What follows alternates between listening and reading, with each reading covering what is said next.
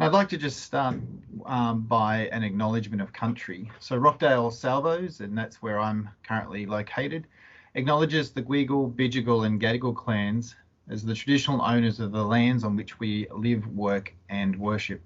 We pay our respects to the elders and acknowledge their continuing relationship to this land and the ongoing living cultures of Aboriginal and Torres Strait Islander peoples across Australia.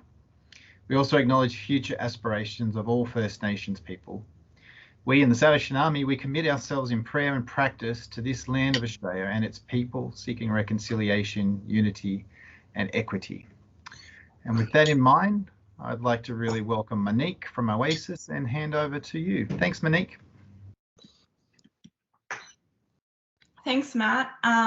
Firstly, I'd like to thank everyone for joining us this morning. So today we'll just be focusing on the mental health and well-being of young people amidst this pandemic.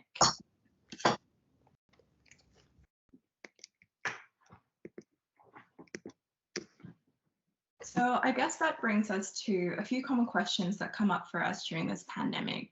I'm sure everyone's had that thought of when is it going to end? How do we deal with this? What are some ways we can cope with this? I think firstly, it's really important for us to address that we are all social beings. We definitely like to socialize and interact with other individuals. And if there's anything clear in this current pandemic, it is that we must physically distance to keep safe from the virus. But what burden has this brought about in our social connections, which further impacts our overall mental health and well-being? It's clear that this pandemic has had a negative impact on our mental health, but there are certain groups that have unfortunately felt the impact more than others. One of these groups that have been significantly burdened by this are young people. Let's talk numbers. Here are some data collected from the Australian Institute of Welfare which showed that experiences of severe psychological distress among young people aged 18 to 24 have increased from 14% in February 2017 to 22% in April 2020. In July to August 2020, among young people aged 13 to 17, 42% responded that the pandemic had negatively impacted their social connectedness. Although this number is a significant drop from the initial 70% when the pandemic hit, it's still quite a concerning number. Furthermore, a report published by Headspace included data from a survey of 3,575 young people receiving their services, showed that ongoing COVID-19 pandemic has definitely made an impact on the lives of young people, including many different aspects such as mood and well-being, activities and routine, relationships, employment and education, as well as their home life. For mood and well-being, 86% of young people disclosed a negative effect on their mood, well-being, or sleep. 90% of young people reported a negative impact on their usual activities and routine.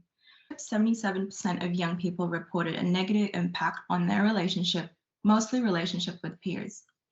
For employment and education, 77% of participants reported a negative impact on their work and studies. The impact of COVID-19 has disrupted the lives of many Australians, including young people's lives. The negative effect of the pandemic has shown serious implications. However, support and strategies to manage these effects are crucial for a positive outcome.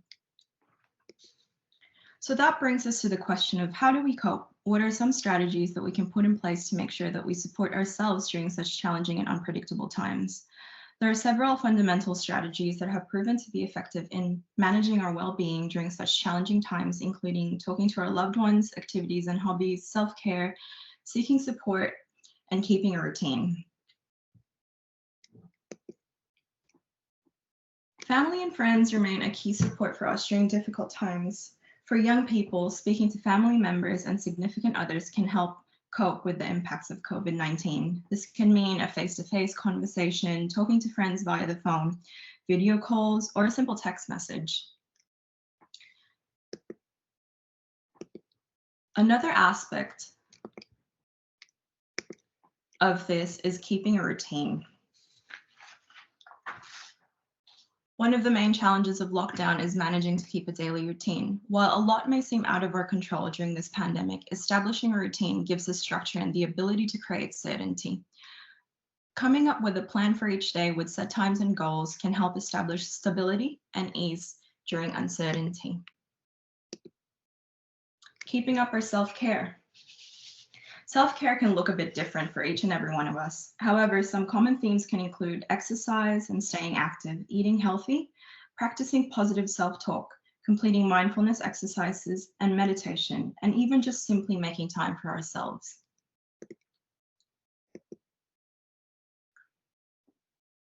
Seeking professional support can mean talking to your GP, a healthcare worker, social worker, or a similar professional during times you feel overwhelmed. This can pave the way into finding the right support for you, such as a counselor or psychologist. Engaging in activities and hobbies is a healthy strategy to have in place during COVID-19. This can range from cooking, gardening, mindful coloring to DIY projects such as candle making, refurbishing furniture, pottery, things that you enjoy and can help you keep occupied.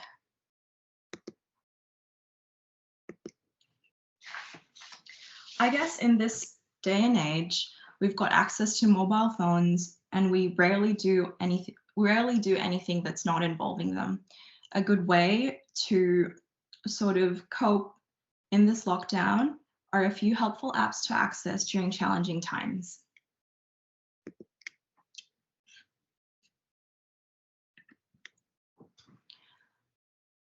One of the apps is Life Skills. This was developed by Salvation Army West Care. The Life Skills app connects people with information and tips on living independently. It features fun and interactive tools on cooking, maintaining a household, budgeting, tips on living in a shared environment, and other useful information. This app can be used by anyone looking for strategies to live a positive and balanced life. Another app you can access is Sortly. Sortly is short for Sort Out Your Life, is the ultimate guide to becoming an adult. It is a free mobile app designed in consultation with young people to help them find the information and services they need when they need them. Although it's not suitable for under 15s, it provides a step-by-step guide for all important areas of your life, such as identity, relationships, including personal and cyber safety, education and employment, money, legal, including knowing your rights, living skills such as getting a license, housing, including renting a home, and looking after your health. Some of the features included in this app can look like My Goals list, whether it's a learning to cook something new or your ID sorted, these goals you can work towards with the help of Sortly. The app helps you to work out your goals and achieve them. Another one is a budget planner that lets you input your income and work out your expenses to help you stay on top of your money. It helps you to save and make sure your living expenses are manageable. Getting help with what you need. With a quick tap of your finger, you can find relevant information and important services to contact for support. Another app that really helps with mindfulness and meditation is Smiling Mind. Smiling Mind is one of Australia's leading meditation and mindfulness apps. It's a free mindfulness and meditation app developed by psychologists and educators to help bring balance to your life. Just as we eat well and stay fit to keep our bodies healthy, mindfulness and meditation is about mental health and looking after the mind. Smiling Mind's programs are designed to assist people in dealing with pressures, stress, and challenges of everyday life. Smiling Mind has a dedicated sleep program for adults, kids, and teens. Use this when winding down at night to assist with both getting to sleep and improving overall sleep quality. It gives you a chance to listen to meditations as guided by smooth and calming voices. Smiling Mind includes a number of meditations in Indigenous Australian languages. There are programs for all ages, kids, youth, and adults.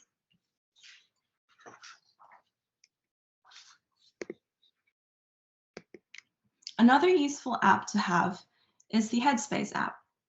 It allows you to get access to guided meditations for everyday life, learning meditation and mindfulness skills from world-class experts. You've got options to choose from hundreds of guided meditations and everything from managing stress and everyday anxiety to sleep, focus, and mind and body health.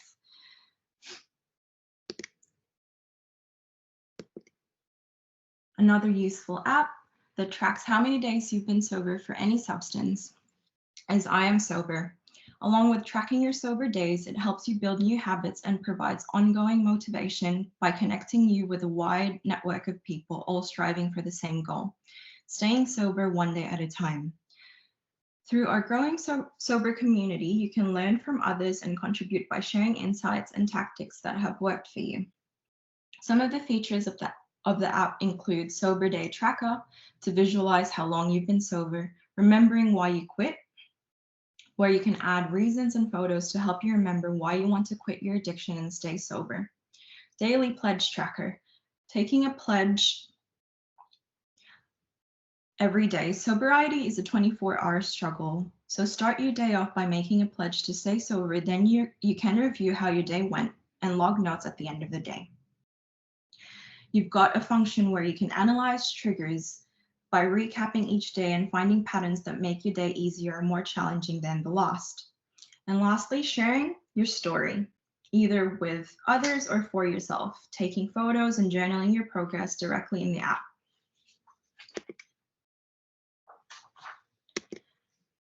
Another useful app is Calm Harm. Calm Harm provides tasks that help you resist or manage the urge to self-harm. You can add your own task, and it's completely private and password protected. There are 4 categories of tasks targeted for the main reasons why people self-harm. Distract helps to combat the urge by learning self-control. Comfort helps to care rather than harm. Express gets those feelings out in a different way, and Release provides safe alternatives to self-injury. Calm Harm is an award-winning app developed by STEM4 by Dr. Krause, a consultant and clinical psychologist, using ideas from an evidence-based therapy called DBT. The focus is to help learn to identify and manage your emotional mind with positive impact. The app enables you to track your progress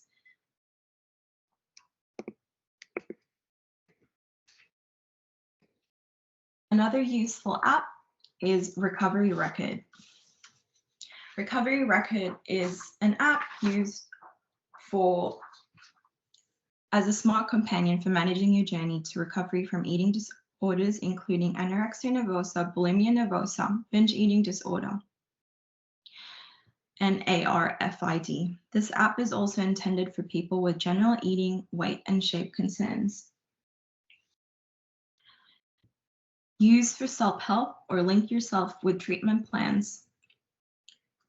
It celebrates your wins with rewards. You can personalize your journey, connect with your treatment team for every stage and type of eating disorder, and it's based on CBT with self-monitoring research.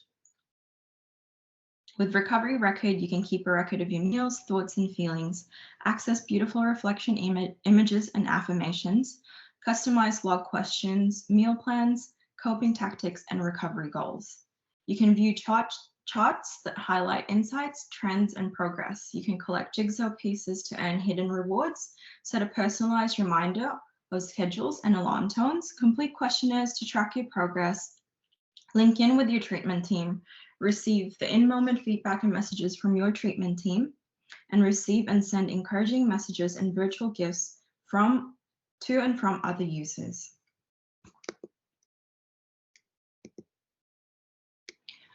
Another handy app is called Breakup Shakeup. It's sort of like an emotional aid for people, for young people going through a breakup during such challenging times. So Breakup Shakeup can help you come with cool ideas of what you can do about it. It can be from getting active and socializing to coming up with an organized diary on things to do. What's included in the app is that you can add your own notes to activities, edit activities, automatically invite friends through the app, explore suggestions for all activities, and add your own links, replace activity icons with your own photos, move and organize activities as you like, and keep track of your mood and diary.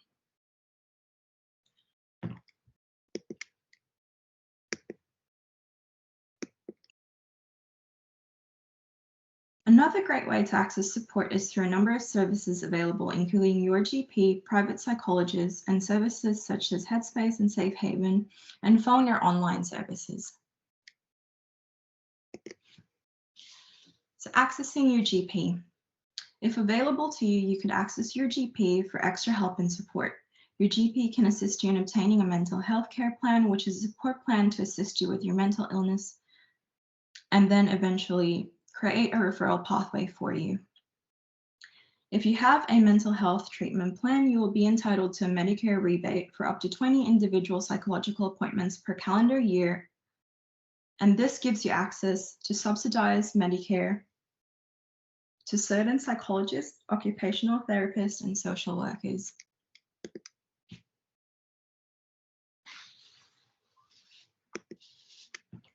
Other mental health services available includes Headspace.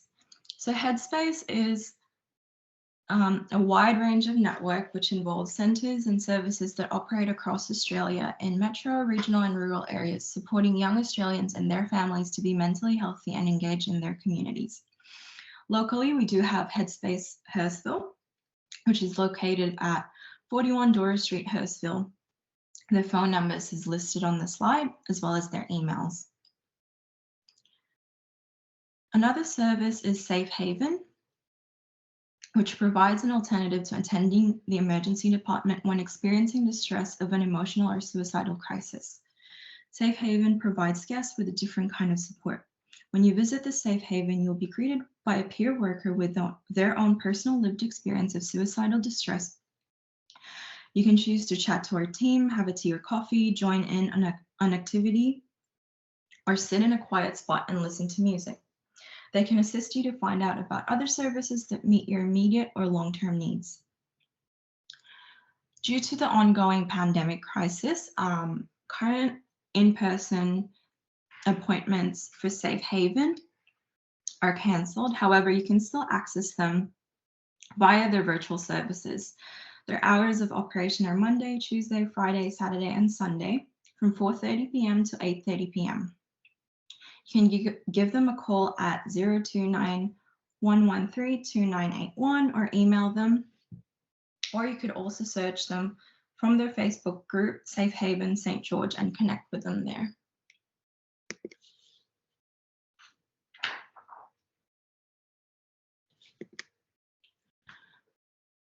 Another way to access support is through phone hotlines, such as Lifeline.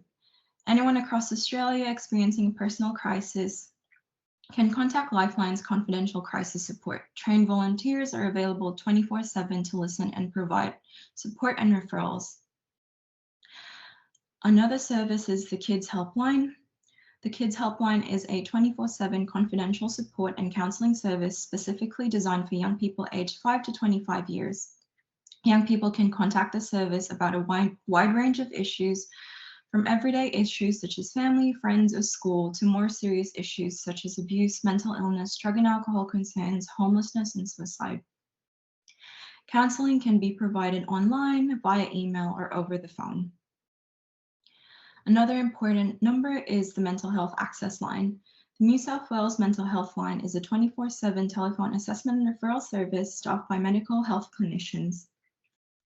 They can provide advice about clinical symptoms, the urgency of need of care, and information about local service providers. Another important number is the Beyond Blue Support Service, which offers 24/7 confidential telephone support, counseling, and referrals from trained mental health professionals. All calls and chats are one-on-one and completely confidential. And lastly is the Suicide Callback Service. Suicide Callback Service provides free phone, video, and online counseling for anyone affected by suicide. They are staffed by professional counselors with specialist skills in working with suicide-related issues. The service can provide ongoing counseling and referrals to appropriate services.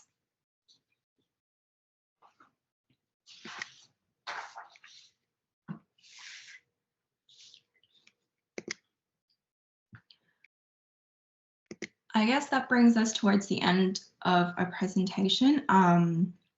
I've listed the Oasis Lincoln Youth Program, and we are located at 432 West Botany Street, Rockdale, in the Salvo's Rockdale store.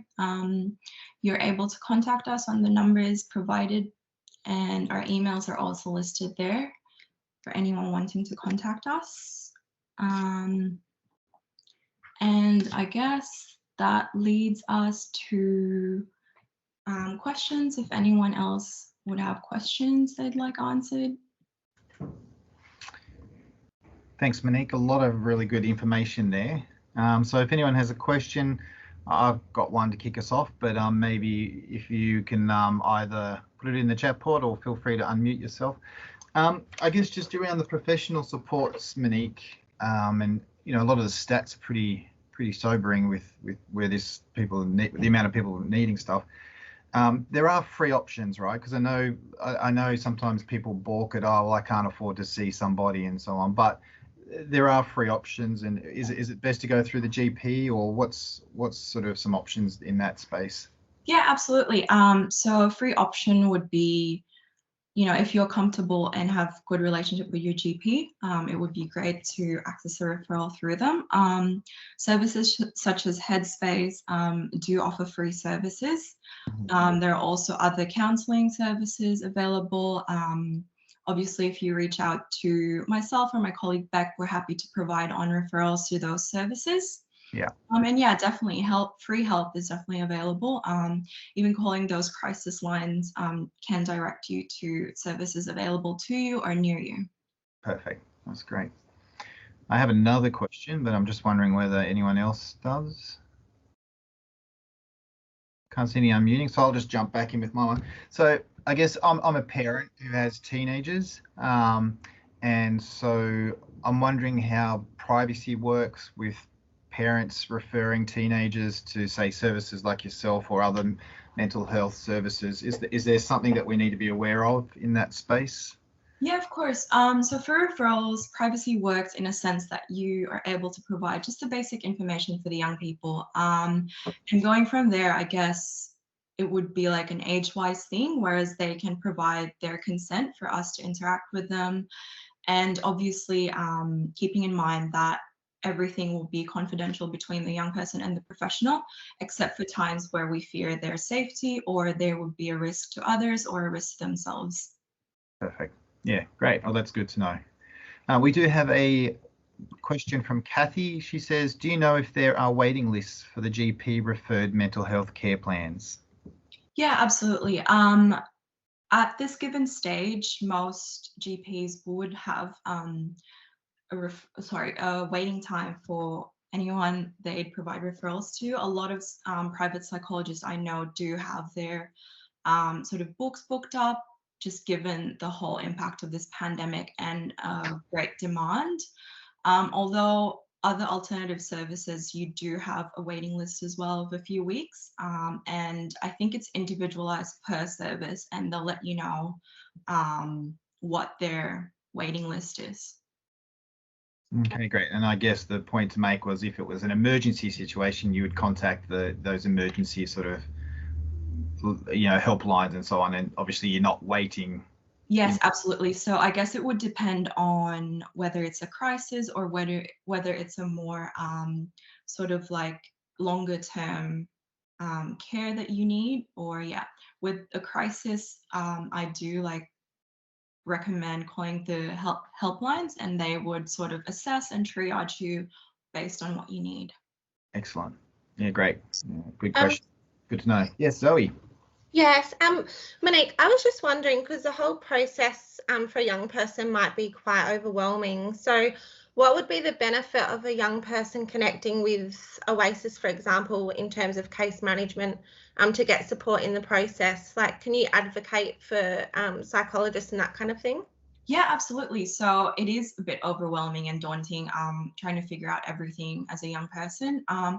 I guess accessing support through a case manager or a caseworker in that sense would allow you to sort of work with them in identifying sort of what services work for you. Will it be a referral to Headspace or a referral to another service? We are more than happy to help you with that and sort of work alongside you and assist you in making that choice. Yeah, I think that's really helpful because at the moment, Headspace has quite an extensive waiting list. Mm-hmm. for general support. So like in terms of, like you said, the long-term behavioural change kind of thing outside of crisis. But so with case management, can you support in actually contacting, once they have a mental health care plan, contacting psychologists or psychotherapists yourself with the young person? Yes, absolutely. So we do provide referrals as well to private psychologists. It just depends on, I guess, finding that right service, and I guess also on how urgently you'd need the support. But yeah, it's definitely something that we work with young people, just finding that right service for them. It can be overwhelming for other services during this time and an influx of young people accessing them. But yeah, those those long waiting lists can be sort of, I guess, sort of assisting you in finding like a shorter waiting list or another service that can help you out. Yeah, and I guess like it would be helpful as like for case management to help identify that risk or support that the young person might not have recognised was available as well, and going through that process. Yeah, absolutely. There is also like an assessment or sort of going through that and then managing that and sending it through to a referral. So we do help identify those areas where you need support. Any last questions or thoughts for Monique? I think we're done. Thank you so much, Monique. That's been a very helpful session and a really timely one as sort of the stress of the lockdown, and then even the stresses of coming out, and I guess you know, teenagers and young people having to reintegrate into school and study and work and social environments. It's good to have these resources, and so thank you and Beck and the wider Oasis team, and we really appreciate that. So thank you everyone for joining us, and for those who are watching the recording later, any questions, you can find Monique on the details that she provided earlier. So thank you, Monique, appreciate it. Thank you everyone. Thanks guys. Everyone.